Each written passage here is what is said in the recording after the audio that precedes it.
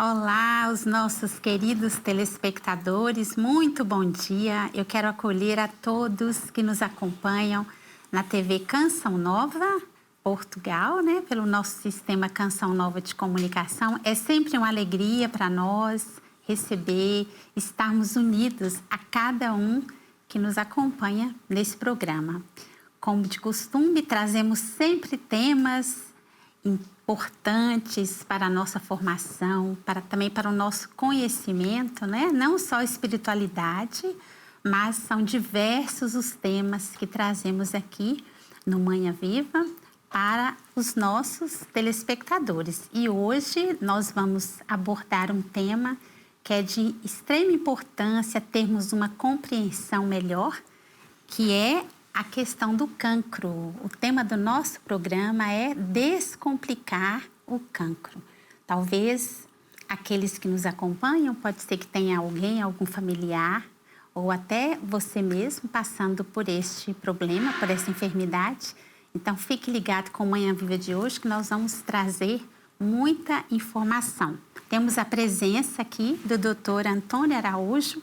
Ele é diretor do Serviço de Oncologia Médica da Unidade Local Santo Antônio, a Unidade de Saúde Local. Então, é uma alegria também para nós recebermos sempre grandes profissionais, e o doutor Antônio é um profissional da área, depois ele vai falar melhor um pouco daquilo que ele faz, mas para desmistificar esse tema, né? Às vezes causa-nos medo, espanto, mas o programa de hoje tem esse objetivo, de trazer, sobretudo, esperança para todos nós. Porque na Canção Nova, nós temos sempre em tudo um olhar de esperança. Num mundo onde somos bombardeados de informações, não é pelas redes sociais, às vezes por pessoas também, é crucial desmistificar esse assunto e torná-lo acessível a todos. Então, para nos ajudar nesta missão, temos o privilégio de receber, então, este profissional que é também professor e vai falar um pouquinho para nós sobre este assunto. Muito bem-vindo. Bom dia, muito obrigado. É uma alegria, um prazer para nós, uma honra, né? Podemos dizer, receber o senhor aqui. Queremos agradecer a disponibilidade, né? Eu sei que não é fácil deixar as tarefas do dia a dia para se deslocar. A Fátima, o senhor veio do Porto, não é? Eu vim do Porto, é verdade. Então, eu gostaria que o senhor falasse um pouquinho daquilo que o senhor faz, da sua trajetória nesta área médica. Bom, eu, como disse, chamo-me António Araújo. Neste momento sou o diretor do Serviço de Oncologia Médica da Unidade Local de Saúde de Santo António, onde tratamos todo o tipo de cancro, normalmente tecido sólido, de adulto. Somos centro de referência em todas as patologias oncológicas sólidas. Sou também professor catedrático no Instituto de Ciências Biomédicas Abel Salazar da Universidade do Porto, onde sou regente de uma unidade curricular, nomeadamente a Medicina 2, e neste momento também sou o diretor do mestrado integrado em Medicina do Instituto de Ciências Biomédicas Abel Salazar. Que bom, o senhor tem aí, então, muita ocupação, né? Uma grande missão, né, doutor Antônio? Trato cancro há mais de 35 anos e nos últimos 20 anos estou muito dedicado ao cancro de pulmão. Sim. Tem sido a minha grande área de estudo e de investigação. Doutor Antônio, tem uns dados aqui que a nossa produção trouxe, né? Já começando aí a nossa conversa, até nos assusta um pouco, né? Segundo a Euronews, um novo relatório publicado na véspera do Dia Mundial do Cancro salienta o peso crescente do cancro a nível mundial. Estima-se que o número de novos casos de cancro na Europa aumente 22% nas próximas 2 décadas. Olha, e o número de diagnósticos de cancro crescerá 55% a nível mundial entre 2022 e 2045. São números... É muito curioso quando nós analisamos este número crescente de cidadãos que contraem o cancro. Mas isto tem muito a ver com vários fatores. Por um lado, o envelhecimento da população. A população, a nível da Europa e a nível mundial, tem vindo a envelhecer. E isto é evidente que favorece mais o aparecimento de cancro. Depois, também, nós vamos controlando muito dos fatores de risco que levam a mortes precoces, nomeadamente as infecções, a tuberculose pulmonar, os acidentes vasculares cerebrais, os infartos agudos do miocárdio, os acidentes de trânsito. E, portanto, conforme nós vamos controlando todos estes fatores de morte precoce, aquilo que tem vindo a subir tem sido o cancro. Sim. E esta é a doença do século XXI e vai ser a doença do século XXI, juntamente com as doenças neurodegenerativas. Sim. Porque vai afetar um número muito grande da população a nível mundial. E há um estudo da Organização Mundial de Saúde, por exemplo, que calcula que para 2030, daqui a 5 anos, existirão cerca de 80 milhões de pessoas a viver com cancro. Isto é, conforme nós vamos conseguindo controlar mais a doença, Sim. conforme nós vamos tendo mais medicamentos para controlar esta doença, nós vamos conseguindo, por um lado, prolongar muito a doença e fazer com que haja um número muito grande de pessoas que vivem e convivem com esta doença de uma forma crónica. Isto é, em 2030 nós vamos ter, quase todos nós, um conhecido, um amigo, um familiar que vive com cancro, que tem o diagnóstico de cancro. Sim. Embora os números sejam altíssimos, não é? Há esperança de que a pessoa possa ter ainda uma sobrevida, poderíamos dizer assim, Não, doutor Antônio? eu estava-lhe a dizer que o número é muito grande quando se fala em pessoas a viver com cancro. Significa que nós cada vez mais estamos a tornar o cancro uma doença crónica, como a diabetes ou a hipertensão arterial. E, portanto, as pessoas têm que ter esperança, têm que manter esperança, porque estão a surgir cada vez mais medicamentos revolucionários para tratar esta doença e com isto conseguimos dar mais quantidade de vida aos nossos doentes e melhor qualidade de vida aos nossos doentes. Sim. Não aceitar o diagnóstico como algo fatal, né, doutor Antônio? Cada que às vez vezes mais, assusta a palavra, não é? O cancro, como sempre esteve ligado a uma taxa de mortalidade muito elevada, é lógico que condicionou muitas pessoas a ouvir, ou quando ouvem este diagnóstico, ficarem muito receosas pela sua vida e, portanto, ligarem o diagnóstico à morte. A morte. E hoje em dia, cada vez mais, nós conseguimos controlar a doença e a pessoa vem a falecer, porque todos nós temos que acabar por falecer, quer queiramos, quer não, mas todos nós acabamos por falecer, mas vem a falecer passado muitos anos, seja ainda por causa do cancro, seja por as outras doenças neurodegenerativas, doenças cardiovasculares que acabam por vitimar as pessoas. Doutor Antônio, uma coisa que eu tenho uma curiosidade. A alimentação, né? O senhor falava aí dos números. A alimentação que nós temos hoje, principalmente a população, grande parte da população, né? Essa alimentação industrializada. Sim. Ela Muito influencia? processada. Muito processada. Muito processada, é verdade. O cancro, primeiro, deixe-me dizer-lhe aos nossos telespectadores que o cancro não é uma doença só. O cancro é uma infinidade de doenças. Sim. São todas elas causadas por mutação do nosso código genético.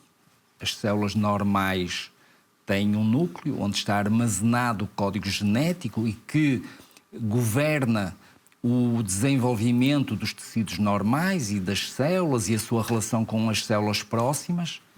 E quando há mutações nesse código genético, a célula transforma-se, perde ali a ligação entre as células vizinhas e vai crescendo desmesuradamente e vai invadindo e dando metástases.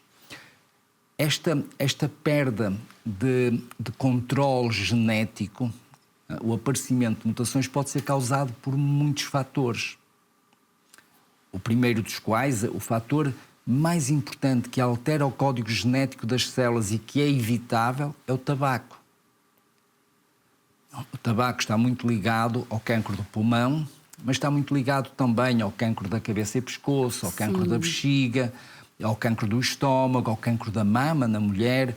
Portanto, o tabaco é a principal causa de morte por cancro evitável. Evitável. Depois temos a alimentação. A alimentação interfere muito também aqui. Sim. Particularmente nos tumores do tubo digestivo, nos cancros do estômago e nos cancros do intestino. E há realmente uma relação muito grande entre esta comida ultraprocessada e, por exemplo, o cancro do intestino. Meu Deus. Depois é evidente que há outros fatores também, como, por exemplo, as infecções víricas. Todos nós conhecemos a relação que existe entre a infecção pelo vírus do papiloma humano e o cancro do colo do útero. Todos nós conhecemos a relação que existe entre o vírus da hepatite C e o cancro do fígado. Sim. Todos nós conhecemos a relação que existe, por exemplo, entre a SIDA, a infecção pelo VIH, o desenvolvimento de doença SIDA, e o desenvolvimento do sarcoma de Kaposi. E, portanto, os vírus são também aqui um fator muito importante de desenvolvimento de cancro. E é tão importante esse esclarecimento que o senhor traz de uma forma tão clara, né? A linguagem para nós e para todos, a questão de que nós podemos evitar, né, doutor Antônio? Claro. Nós precisamos fazer a nossa parte, Existe né? um Código Europeu contra o Cancro, emitido pela União Europeia. E esse Código Europeu elenca 12 medidas. A primeira dos quais é não fumar. Pois. É evitar o contacto com o tabaco. Sim. O segundo é a questão da alimentação, manter um peso ideal, um peso estável, evitar a comida ultraprocessada, comer mais vegetais, fruta e, portanto, ter uma alimentação saudável, variada, repartida ao longo do dia. A terceira tem a ver com a ingestão da bebida alcoólica. Olha. Nós, para vivermos, não precisamos de ingerir álcool. Sim. Devemos ingerir água. O álcool está ligado também ao desenvolvimento de cancro, particularmente ao desenvolvimento de cancro da cabeça e pescoço, e adiciona o risco ao consumo de tabaco. Sim. E, portanto, não devemos, ou devemos ingerir pouco álcool, muito moderadamente, Sim. ao longo da nossa vida. Devemos ingerir a água. Sim. Depois devemos praticar exercício com regularidade. O exercício é fundamental para mantermos uma boa capacidade física, mas para nos mantermos saudáveis. Evidentemente, depois tem uma outra série de medidas que são muito Sim. importantes, como, por exemplo, cumprir o Plano Nacional de Vacinas, no sentido de evitar esses cancros que podem ser transmitidos por vírus e que podem ser evitados estando a pessoa vacinada. Sim. A mulher dar o aleitamento materno, portanto, a mulher que tenha filhos, amamentar do seu peito o bebé, evitar os leitos comerciais, porque diminui o cancro da mama na mulher. Olha que interessante, até isso, né? É verdade. É algo da natureza humana, né? Da natureza feminina e que ajuda. Exatamente. Olha, muitas mulheres não sabiam disso, eu tenho certeza, doutor Antônio. Depois tem coisas que já não dependem tanto de nós, como, por exemplo, a questão de protegermos da radiação. Todos nós nos lembramos do que aconteceu em Fukushima, no Japão, com a central nuclear, que libertou muita radiação para a atmosfera. Essa radiação não conhece fronteiras e vai acabar por cair sob a forma de chuva ácida e contaminar os solos e contaminar depois a agricultura. Sim. O mesmo se passou, por exemplo, quando houve o acidente em Chernobyl. E, portanto, nós devemos tentar evitar estar expostos à radiação deste género, mas muitas vezes não depende de nós. Não, é verdade. Mas existe um outro fator que esse depende de nós, que é protegermos da radiação solar. Olha, A radiação solar provoca cancro da pele. Sim. A exposição prolongada à radiação solar provoca cancro da pele. É muito frequente o cancro da pele entre os agricultores e os pescadores, que estão muito tempo expostos ao sol. Ao sol. Verdade. Assim como é muito frequente haver cancro da pele em pessoas que estão na praia e que apanham aquilo que nós chamamos de escaldões do sol. Sim, sim. E, portanto, usar um protetor solar, evitar esta exposição prolongada à radiação solar, previne o cancro da pele. Sim. Portanto, são todas estas medidas que o Código Europeu nos alerta e que dependem, tirando a questão da radiação das centrais nucleares, dependem muito de nós. Muito. E que contribuem fortemente para diminuir a incidência de cancro na população. Sim. Doutor Antônio, sempre que há um diagnóstico, né, quando as pessoas recebem, sempre manifesta-se um tumor, né? Um tumor no exame, né? A gente, estou com um tumor e a pessoa já fica assustada. Eu queria que o senhor explicasse para nós, para o nosso público, qual a diferença quando é o tumor benigno e o maligno. Ok. Se o benigno também pode mudar. Certo. A maior parte das vezes não. Um tumor benigno, que é benigno na origem, mantém-se sempre benigno ao longo da sua vida. Sim. Um tumor maligno é maligno ao longo da sua vida. Não mudam de características. É raro acontecer um tumor benigno depois transformar-se em tumor maligno. O que é que acontece? Enquanto o tumor maligno tem capacidade para invadir os tecidos adjacentes, invadir os vasos sanguíneos, entrar na circulação e depois ir dar metástases à distância, o tumor benigno não. O tumor benigno normalmente só cresce em tamanho, não tem capacidade de invadir e de dar metástases à distância, só cresce em tamanho. E, portanto, normalmente é perfeitamente curável desde que se extraia todo cirurgicamente. Sim. Qual é o problema? Ainda hoje estava a ver uma doente jovem, hoje com um tumor benigno que se chama schwannoma. É um tumor das bainhas nervosas e que normalmente, quando cresce, é aqui à volta do ouvido, no interior do crânio, mas à volta do ouvido. É evidente que, mesmo sendo um tumor benigno, pela zona onde está a crescer, pode causar lesão à pessoa. Porque a cirurgia, para o tirar todo, acaba por afetar órgãos que estão ali à volta. Nossa. E mesmo o tumor a crescer, como o nosso crânio é uma caixa hermética, fechada. Portanto, se tivermos alguma coisa a crescer dentro da caixa, vai comprimir as estruturas à volta e provocar problemas importantes ou potencialmente graves. Meu Deus. Portanto, a maior parte dos tumores benignos são curáveis. A maior parte dos tumores benignos não se transforma em tumor maligno, embora nós também, numa grande maioria, preferimos tirá-los, pelo sim e pelo não. E a pessoa fica curada. Sim. Mas há tumores benignos que, pela sua localização, podem trazer algum grau de preocupação. Sim, como o caso esse que o senhor citou da jovem, né? E nesse caso, precisa mesmo da cirurgia, né, doutor Antônio? Sim, se estiver a provocar sintomas, sim. Muitas vezes nós tentamos vigiar este tipo de tumores, porque há tumores que têm comportamento muito lento, que crescem muito lentamente e que não dão problemas durante décadas. E esses doentes ficam só em vigilância. Há outros que crescem um bocadinho mais e, como o espaço é muito confinado, o espaço é muito pequeno, acaba por terem que ser operados, mesmo que dê algum tipo de cicatriz depois. Mesmo que tenha uma consequência, né? É.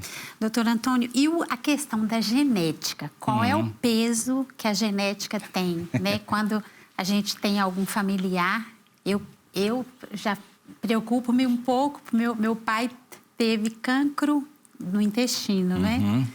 Então, mas foi retirado, mas sempre fica aquela vigilância, não é? Claro. Queria que o senhor falasse um pouquinho para quem... Vamos tentar esclarecer quem nos ouve.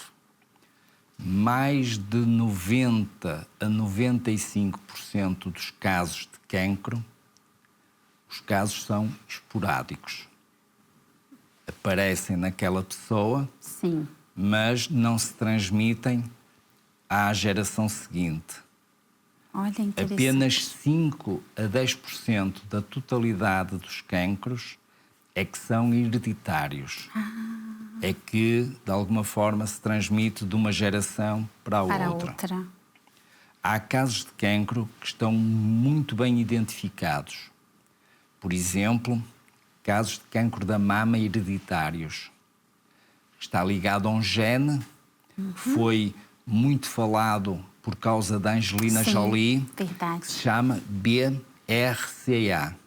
Entendi. São Ali é um dois genes, gene. são dois genes, é o BRCA1 e o BRCA2, Sim. mas são, portanto, dois genes que estão muito bem identificados e que causam cancro da mama na mulher, podem causar cancro da mama no homem, que é uma entidade rara, Olha, sim. podem causar cancro do ovário. Sim. E, portanto, estes cancros estão, de alguma forma, interligados e podem passar de uma geração para outra. No intestino também existem situações de doença que podem causar cancro e que podem passar de pais para filhos. Por exemplo, a polipose cólica familiar, em que no cólon aparecem muitos pólipos. Sim. Existe um síndrome também, e depois isto já são questões técnicas, mas existe um síndrome também que se chama síndrome de Lynch, em que também existe um gene que passa de pais para filhos o risco acrescido de ter cancro do intestino. Mas são situações muito pontuais. E identificáveis. Sim. Existe também muito cancro da tiroide. O próprio cancro da tiroide, por vezes, também é hereditário. Sim. É raro, mas pode acontecer. Mas, normalmente, quando o médico começa a questionar o doente sobre os seus antecedentes e passa também pelos antecedentes familiares, normalmente existe uma história em que, como estava a dizer, bem, eu tenho cancro, mas a minha mãe também já teve, e a minha avó materna também teve. E, portanto, o médico consegue fazer uma história e perceber que pode haver ali um risco realmente de haver um cancro hereditário e depois endereçar a mulher para uma consulta a mulher ou o doente para uma consulta de aconselhamento genético. Em que tem que colher sangue, tem que fazer uma análise genética ao sangue e ver se existem esses tais genes, esse tal material da ADN das células presente, e então aí identificar que existe uma situação de maior risco de desenvolver um determinado cancro. Entendi. Mas, sobretudo, tranquilizando as pessoas, né? A sua fala tranquiliza muito a nós, doutor. E perceberem que realmente são cerca de 90 a 95% dos casos que são cancros esporádicos, isto é, o facto de o pai ou a mãe ter tido um cancro, na grande maioria das vezes não significa que nós possamos ter. Mas tendo muitos desses cancros relacionados com comportamentos, sei lá, o cancro do pulmão, o cancro do estômago, o cancro da bexiga, estão muito relacionados com a questão do tabaco. E, portanto, o pai fumava, se eu não fumar, o meu risco não é nem de perto nem de longe igual ao risco que o meu pai teve de contrair o cancro. Não é? E, portanto, há que ter confiança e há que ter realmente esperança de que, mesmo eu tendo familiares diretos com cancro, é possível que eu não tenha um risco acrescido em o ter. Sim, muito boa essa fala, essa conversa, né? Tenho certeza que quem nos acompanha está aí aprendendo muito e, sobretudo, tendo uma nova visão. De fato, a sua fala, doutor Antônio, desmistifica mesmo para nós muitos medos, não é? Não precisamos viver atemorizados. Olha, já chegamos ao final do nosso primeiro bloco com essa conversa. Já temos muito que agradecer a presença do Dr. Antônio aqui, a forma como ele está partilhando conosco o seu vasto conhecimento, também a sua prática clínica, né, a prática médica. Então, no segundo bloco, nós vamos continuar essa conversa trazendo mais esclarecimentos e, sobretudo, trazendo esperança para todos nós e para os doentes, né, os enfermos aí com o cancro. Então, aguardem só um instantinho que nós já voltamos com o segundo bloco do Manhã Viva de hoje, Descomplicando o Cancro.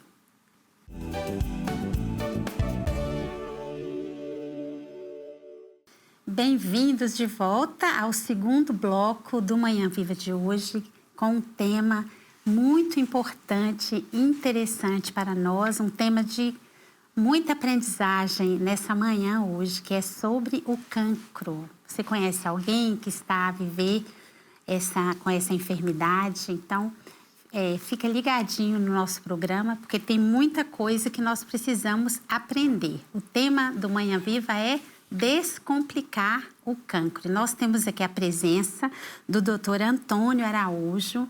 Ele é médico, também professor, especialista em cancro, né? Muitos anos aí de trabalho, né? De conhecimento nesta área. Ele tem nos ajudado imenso. Quem não viu o primeiro bloco pode voltar depois, porque o programa vai ficar gravado, para ver o primeiro bloco, onde nós temos aí tantas informações, né? Tantas coisas que nós trazemos de forma errônea, e o doutor está aqui desmistificando para nós muitos assuntos relacionados a isso. Então, neste segundo bloco, nós iremos focar nas questões mais práticas. Nós vamos começar falando, doutor Antônio, do rastreio, não é? Como que se faz o diagnóstico precoce? Bom, o diagnóstico precoce é fundamental para nós conseguirmos apanhar esta doença o mais cedo possível, num estadio o mais precoce possível, de forma a que o doente tenha mais chances de ficar curado. Sim. Ter menos necessidade de tratamentos e de tratamentos menos complexos. E o rastreio faz-se dependendo do tipo de cancro que nós estejamos a falar. Em Portugal, neste momento, existem 3 rastreios implementados de base populacional. O rastreio de cancro da mama, que é feito à mulher, com mamografia anual ou bianual. O rastreio de cancro do colo do útero, que é feito através do Papa Nicolau, nos centros de saúde. Sim. E o rastreio de cancro do cólon, que é feito através da pesquisa de sangue oculto nas fezes ou complementado com colonoscopias. E estes são os 3 rastreios que estão implementados neste momento em Portugal. Estará para iniciar um rastreio, pelo menos um projeto piloto, ou vários projetos piloto, porque está na dependência ainda da tutela, de rastreio de cancro do pulmão. Sendo que o pulmão é o cancro que mais mata, é o cancro que é mais responsável pela mortalidade. É fundamental também aqui implementarmos um rastreio de cancro de pulmão. Verdade. Estes rastreios permitem diagnosticar a doença o mais cedo possível. Mas isto não invalida, como é evidente, tal como falámos no primeiro bloco, Sim. de que as pessoas tenham uma ação positiva para tentar diminuir o aparecimento do cancro. Nós falámos na questão do tabaco, do exercício, da alimentação, da amamentação, da vacinação. Tudo isto é muito importante para tentarmos diminuir o aparecimento. O rastreio vem permitir fazer o diagnóstico precoce. Quando o cancro aparece, nós tentarmos diagnosticá-lo o mais cedo possível. E, portanto, é fundamental que as pessoas participem no rastreio.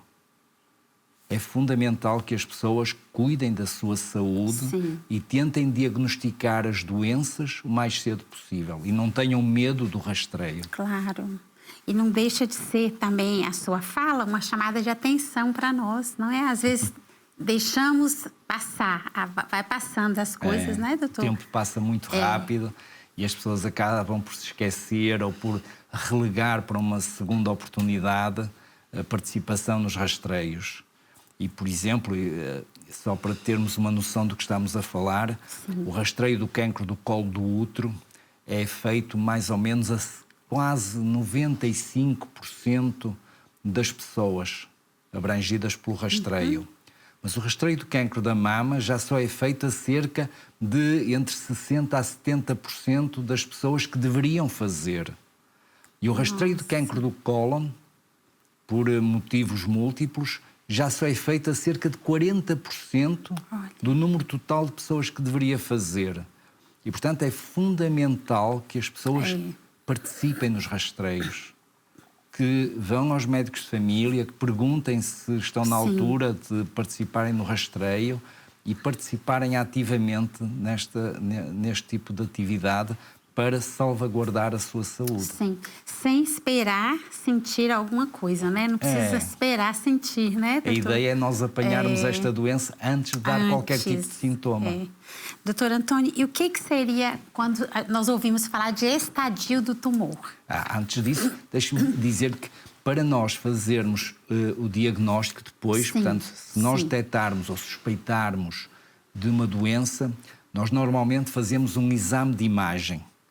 Por exemplo, no caso do cancro da mama, nós fazemos a mamografia e a ecografia mamária. No caso do cancro do pulmão, nós fazemos a TAC. No caso do cancro do intestino, fazemos a colonoscopia.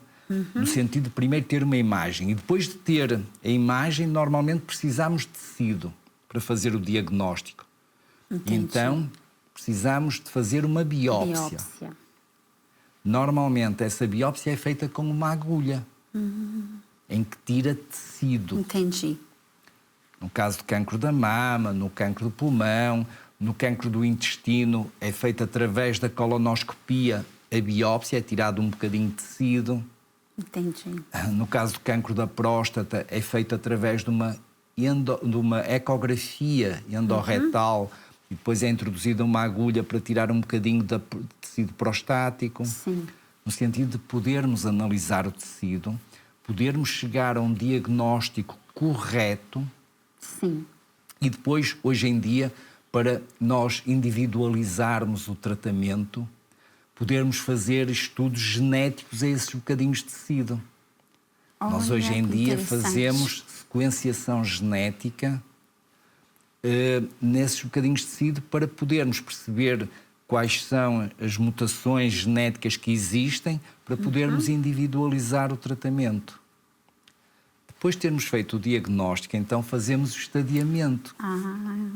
O estadiamento serve-nos para ter uma noção do grau de desenvolvimento da doença. Entendi. E quando falamos de estadiamento, podemos falar de dois tipos de estadiamento. Nós normalmente começamos por fazer um estadiamento clínico. Isto é, eu vou utilizar exames de imagem no sentido de ter uma noção de como é que aquela doença está em termos locais, em termos de gânglios à volta da doença e se existem ou não metástases à distância. Sim. Depois, se esse doente, por acaso, tiver indicação cirúrgica e removermos o tumor, então falamos depois de um estadiamento patológico. Isto é, em que o médico da anatomia patológica vai analisar o tumor saído da cirurgia ao microscópio e vai nos dar um estadiamento mais fino. Vai nos dizer se aquele tumor invade a muscular mucosa, se invade o tecido adjacente, se tem invasão dos vasos venosos ou linfáticos, se invade as bainhas nervosas, e tudo isto só é visível ao microscópio e tem implicação de prognóstico.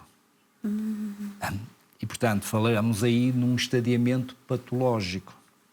Isto é importante por dois motivos, fazer o estadiamento. Sim. Primeiro, porque nos dá uma ideia do prognóstico deste doente.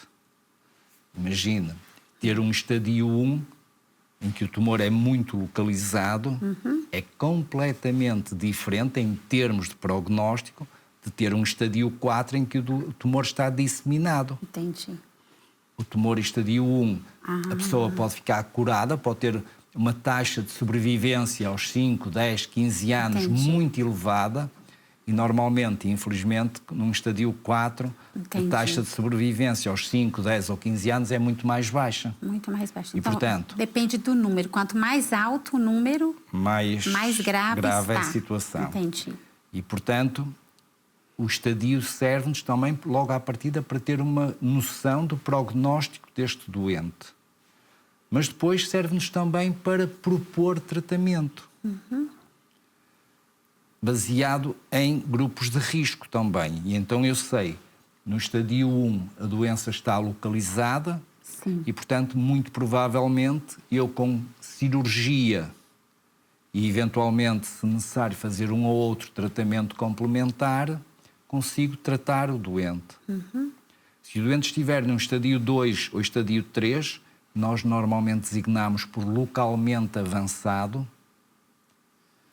Eu vou precisar de fazer vários tipos de tratamento complementares. Sim. Pode passar pela cirurgia, pela radioterapia, pela quimioterapia, pela hormonoterapia, tudo isto muitas vezes de uma forma concomitante ou sequencial. Entendi. Num estadio 4, muito provavelmente eu vou apenas fazer um tratamento sistémico. Isto é, vou utilizar apenas medicamentos, no sentido de tentar controlar a doença o mais possível. Que não vai ter como mais tratar. Que não vamos ter cura. Cura, não vai ter mais, não vai ter como curar. Isso.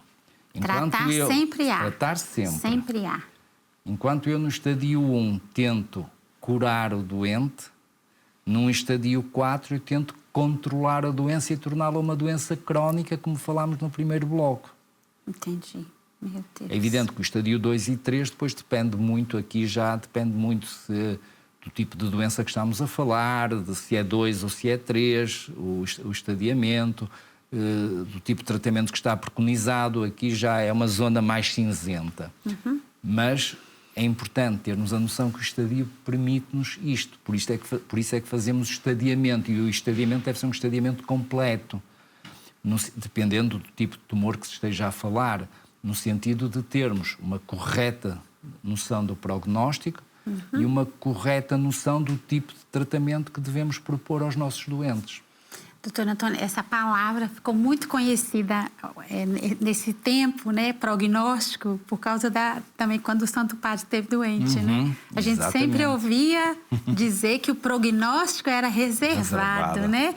O prognóstico seria a opinião, a conclusão do prognóstico tem a ver muito com o desenvolvimento da doença, isto é, aquilo que se prevê do comportamento da doença.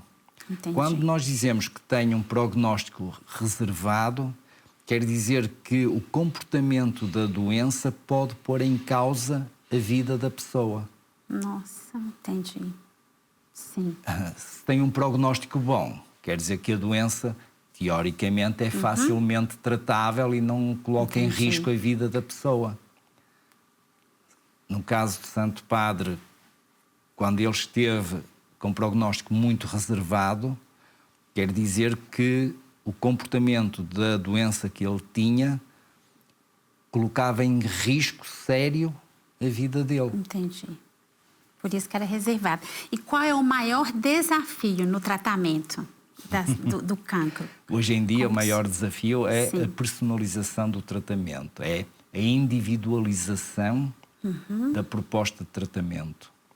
Como lhe disse no início, no primeiro bloco, o cancro não é uma doença, é uma infinidade de doenças. E nós tentamos individualizar o tratamento para cada doença e para cada doente. Porquê? Porque, como já vimos ao longo desta nossa conversa, o cancro pode estar em estadios diferentes, leva a tratamentos diferentes. Mas depois, a genética, as alterações genéticas do cancro são diferentes de doente para doente. Portanto, imagina, se eu tiver um cancro do pulmão, o meu cancro do pulmão, em termos genéticos, é diferente do cancro do pulmão do meu vizinho. Mesmo que tenham o mesmo nome, mesmo que seja um adenocarcinoma. Isso leva a que nós tentemos, por um lado, investigar biomarcadores que nos levam a decidir que tipo de tratamento é mais adequado àquele doente e, por outro, integrar essa informação com o estado geral do doente, as outras doenças que o doente tem, a idade do doente, porque isto sim é individualizar o tratamento que fazemos ou que propomos fazer aos nossos doentes. Doutor Antônio, e eu percebo assim, quando o paciente ele recebe o diagnóstico, tem aí uma sequência, né? O senhor deu aí a orientação do que deve ser feito. Depende muito também do paciente, né? Porque Claro. ele tem que obedecer esses passos e buscar... Convém que obedecer é uma palavra muito forte, não é? Obedecer, porque né? cada um é livre de Sim, fazer aquilo que sim. decidir fazer. Mas é evidente que quando um médico propõe a realização de determinado tipo de exames, a realização de determinado tipo de tratamento, é evidente que essa proposta é sempre no maior e no melhor interesse do doente. Claro. O médico tem a obrigação de procurar qual é a melhor opção para aquele doente, e essa é uma obrigação, essa sim é uma obrigação, é um dever do médico do ponto de vista ético. Sim.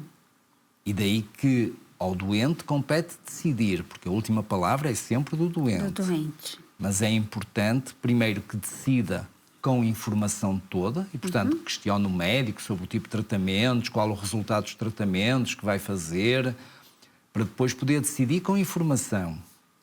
Mas é muito ajuizado ouvir o médico que o está a seguir e tentar, dentro do que for possível, seguir a opinião do médico que o segue.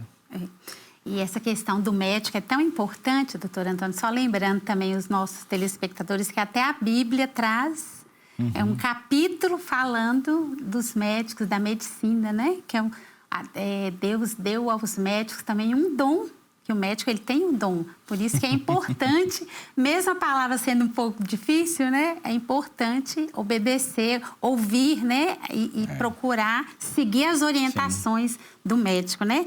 Doutor Antônio, e as terapias complementares, né? O senhor falou aí dos muitos tratamentos. Você inclui nisso as terapias complementares? Depende do que estivermos a falar.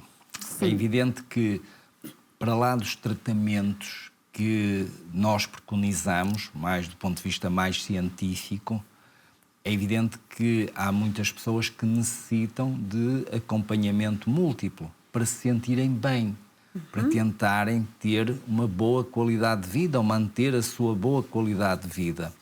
E muitas vezes deitam mão de outros tratamentos complementares. Sim. Nós, como somos um bocadinho mais cientistas, gostamos muito de que haja evidência científica de um tratamento, ou de um fármaco, ou de um produto.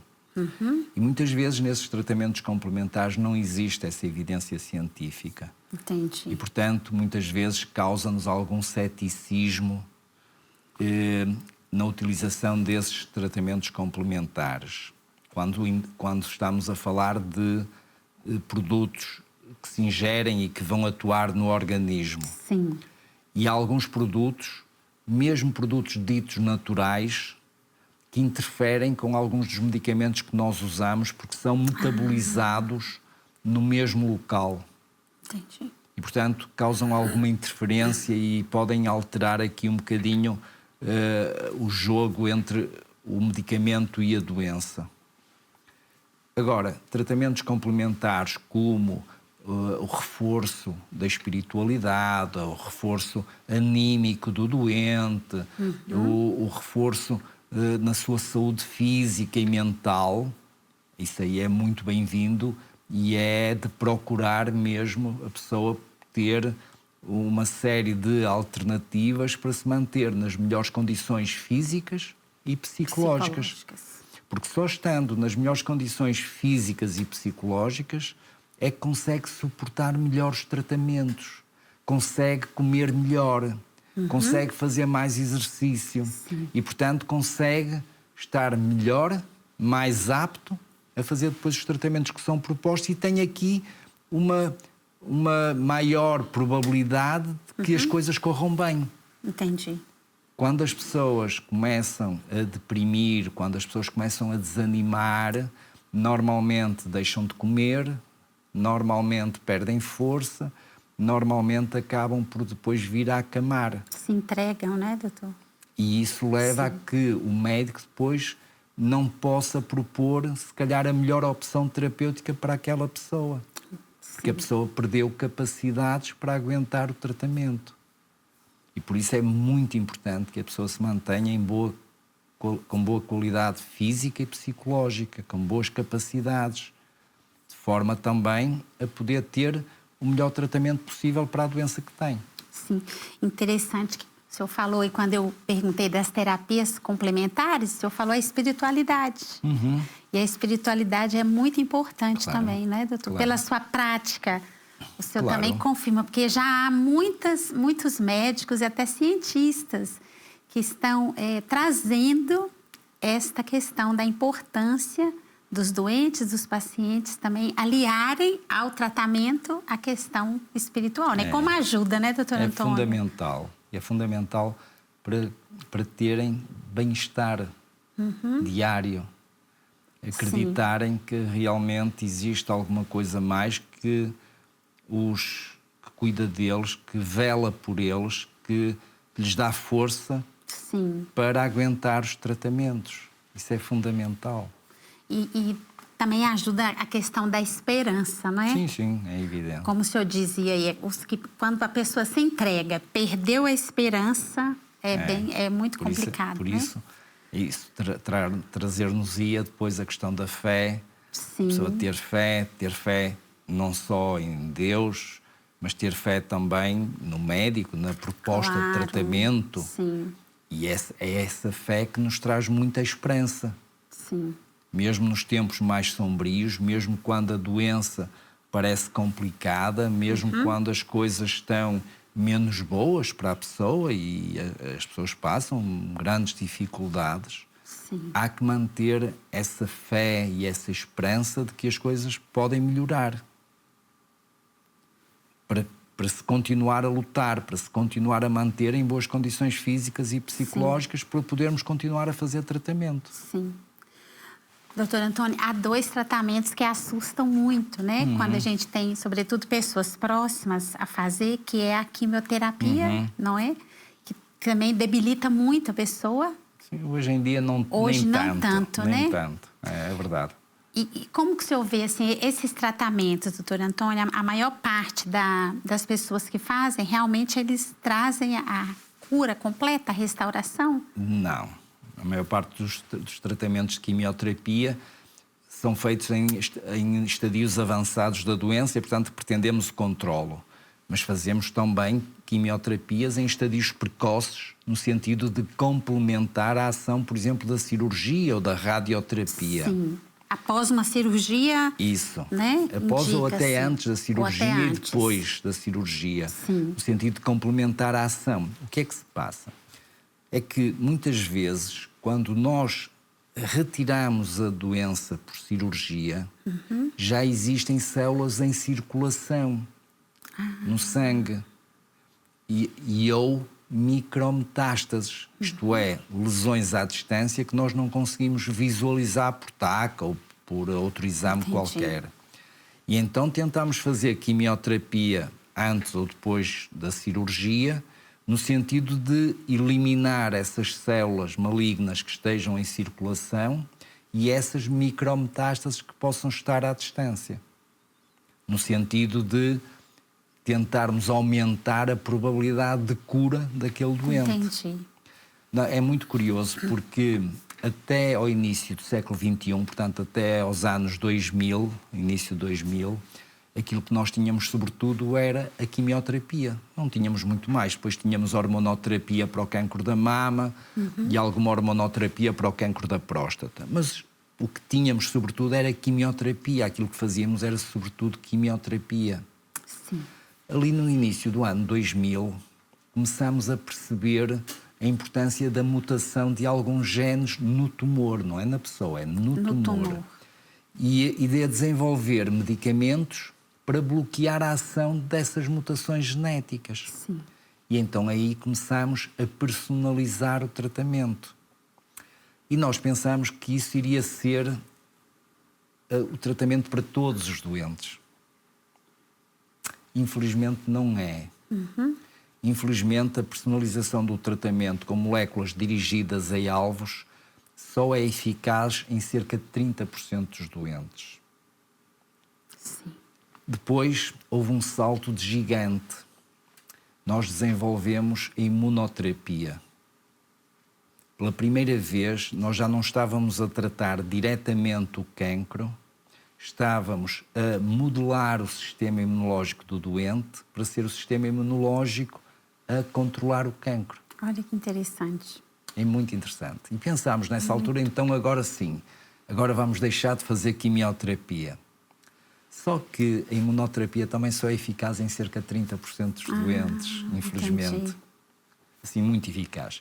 E então começamos a combinar novamente a quimioterapia com a imunoterapia e a quimioterapia com esses tratamentos dirigidos a alvos. Entendi, sim. E hoje continuamos a fazer muitos tratamentos de quimioterapia. Mas os fármacos que usamos de quimioterapia são muito mais amigos do doente. Que bom. Causam muito menos efeitos laterais. Sim. São muito mais suportáveis pelo doente. Sim. Hoje a quimioterapia, para lá de termos também medicação que ajuda a controlar alguns efeitos laterais da quimioterapia, como por exemplo os enjoos, nós usamos protocolos que são mais amigos do doente, têm menos efeitos laterais e permitem controlar melhor a doença. Que bom. E, portanto, continuamos a usar quimioterapia. Sim. Vamos continuar a usar nas próximas 1, 2 décadas, provavelmente. Sim. Mas os doentes têm que ter a noção de que realmente hoje já não têm a mesma dificuldade, a quimioterapia já não é tão agressiva como era há 10 ou 20 anos atrás. E, portanto, devem encarar isto realmente com mais confiança, com mais fé, com mais esperança de que as coisas vão correr bem.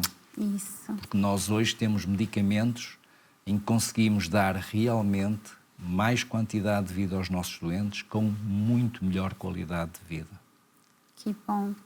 Que palavra boa, doutor Antônio, o senhor trouxe ao Manhã Viva, a todos que nos acompanharam. Que programa espetacular, porque ter a presença do senhor, que é profissional, que lida com isso, né? E além da parte científica, que o senhor conhece tanto, também a sua praxis, não é?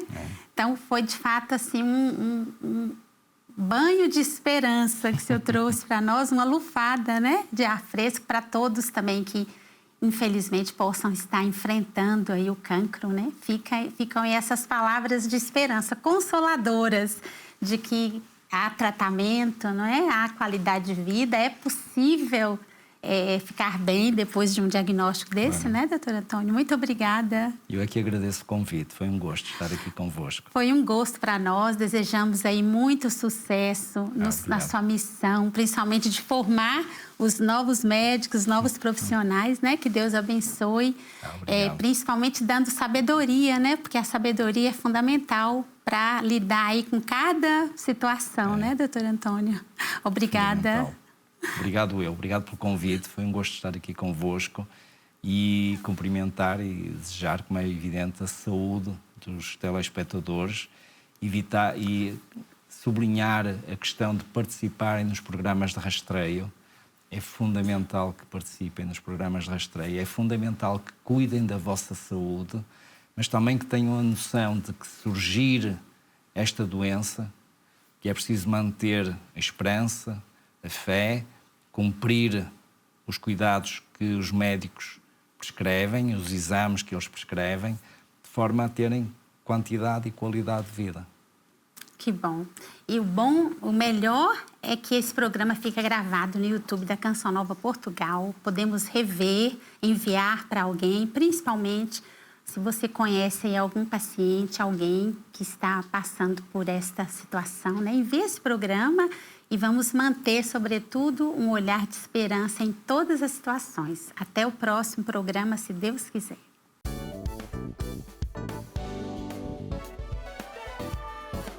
Se gostou deste programa, clique aqui na nossa playlist aqui em baixo para ver outros episódios. Se ainda não subscreveu o nosso canal do YouTube, faça-o já clicando neste botão aqui do lado e será logo o primeiro a saber todas as novidades.